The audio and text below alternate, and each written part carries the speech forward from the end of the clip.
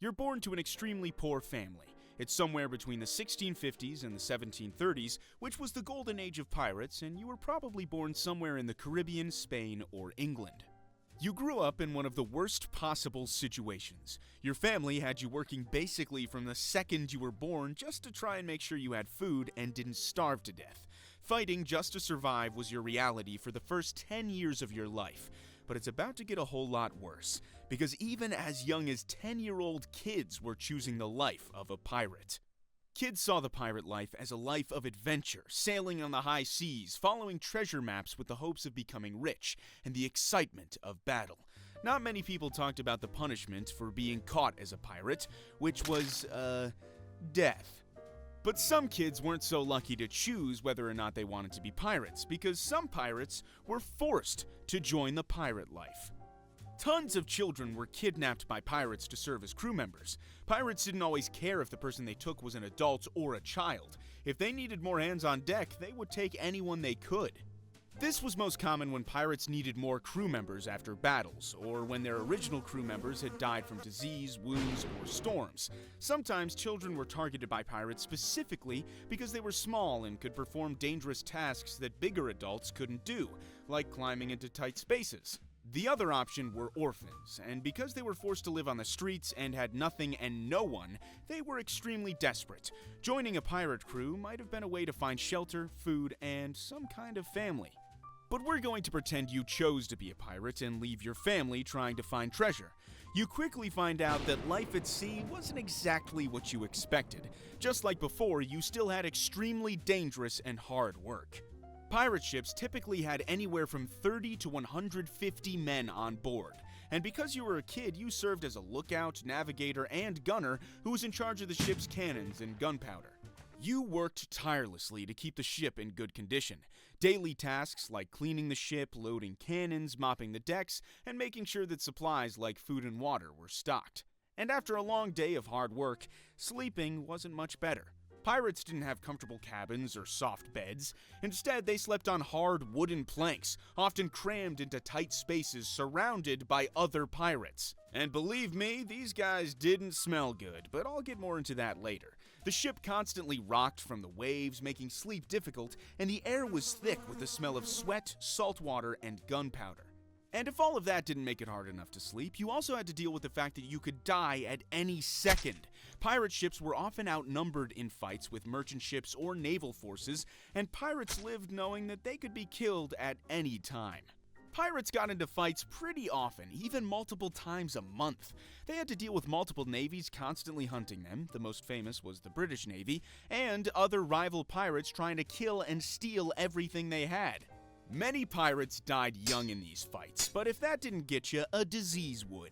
Pirate ships didn't have doctors on board. All they had were some dudes that had a little medical knowledge or experience in performing basic surgeries and treating injuries. They were responsible for handling gunshot wounds, amputations, broken bones, and other injuries from battle. And let me remind you, these guys were in the middle of the ocean, so, anyone who got hurt was kinda screwed. Scurvy was the main disease you had to worry about. It was caused by a lack of vitamin C in their diet. Scurvy starts with fatigue and weakness, then you may experience bleeding gums and tooth loss. After that, skin problems like purple spots due to ruptured blood vessels and dry, flaky skin. The last symptoms are a weak immune system and poor wound healing. The only problem with these is once you notice them, it may be too late. Your immune system protects you from infections, and with a weak immune system, the body can no longer fight anything off. And with scurvy, wounds take longer to heal and scabs may not form. This causes a huge risk of infection, especially on a pirate ship. Even small cuts can become serious due to the poor healing. Pirates often sailed for months at a time without seeing land, making their food supply scarce and causing many to suffer from malnutrition. Fresh water was limited, and the food they had was often rotten or stale, such as hard biscuits and salted meat. So, I hope you're not too hungry tonight. Not to mention what I said earlier about pirates not smelling good. Imagine the worst thing you've ever smelt, then multiply that by 10. Like I said, pirates would sail in the middle of the ocean for months at a time, and there were no showers on board. So, I'll let you think about that for a second. But let's say somehow you managed to survive all of that. And that's not very likely because the average lifespan of someone who became a pirate was 2 to 5 years.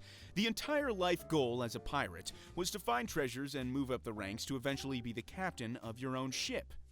Pirates valued skill in navigation, sword fighting, and marksmanship, and a young pirate who could prove themselves useful might be given more responsibilities and a chance to move up the ranks. You started as a powder monkey, a young or small member of the crew who was tasked with delivering gunpowder and ammunition to the cannons during battle. Then you got promoted to crew member, cook, and then the gunner, who was in charge of knowing how to load, fire, and maintain the cannons and other guns on board. From there, you move up to the boatswain, who was responsible for the ship's day-to-day operations, mainly the ship's maintenance. After that, you're the quartermaster, who is second in charge, and finally, after years and years of suffering on a ship in the middle of the ocean, you are finally the captain. Plus, you have this cool hat and a long black beard. Nice! Typically, captains are in their late 20s all the way up to their early 40s, and you better enjoy the few years you have left. Like I already said, pirates usually only lasted about 2 to 5 years, and even for a regular person, life expectancy back then was only to your 30s or 40s, so you're already beating the odds. Your first order of business as captain is to find that treasure you've been hunting since you were 10. This is every pirate's dream. You follow the treasure map that leads you to a deserted island. After walking miles following the map, you get to the spot you've been looking for, a massive red X on the ground that lets you know you're at the right spot. You order the crew to start digging. Hours later, you finally see what you've been after, a massive treasure chest. And once you open it, you realize everything you went through since you were 10 years old was worth it. Enough gold for you to live on for the rest of your life. Except while you were too busy staring at your new riches, you didn't notice your crew already turned on you. You see, pirates were known for always causing some sort of trouble. That includes a pirate captain being overthrown if they were not able to maintain the loyalty of their crew. It wasn't uncommon for pirates to go against their captain. Either they didn't agree with you, or they wanted all that treasure you just found. Either way, you're back exactly where you started, by yourself. But I guess that's better than being dead. I guess not. Although pirates were criminals who didn't follow the law, they lived by a code of conduct, which was a set of rules that tried to manage their behavior and the operations of the ship. The Pirate's Code was not the same on every ship, but one of the key aspects of the Pirate Code was the idea of democracy. All crew members had a say in important matters, like choosing the captain or dividing the loot, unlike Navy ships where whatever the captain said goes. Their other rule was when they attacked a ship and seized its treasure, the riches were divided according to an agreed-upon system. The captain often received a larger share, sometimes 2 or 3 times that of a regular crew member, but all members of the crew received a portion of the treasure. The Pirate Code also had punishments for those who broke the rules. Pirates who violated the code could face severe consequences, including being stranded on a deserted island, or even death. The reputation of pirates being known for dangerous adventures in search of treasure was really just made from storytellers and filmmakers. In reality, most pirates lived brutal, short lives. The life of a pirate was one of constant danger, poor living conditions, and frequent battles. Even though the life of a pirate provided freedom for those who chose it, it usually didn't last very long, and most pirates didn't even live long enough to enjoy the riches they were after.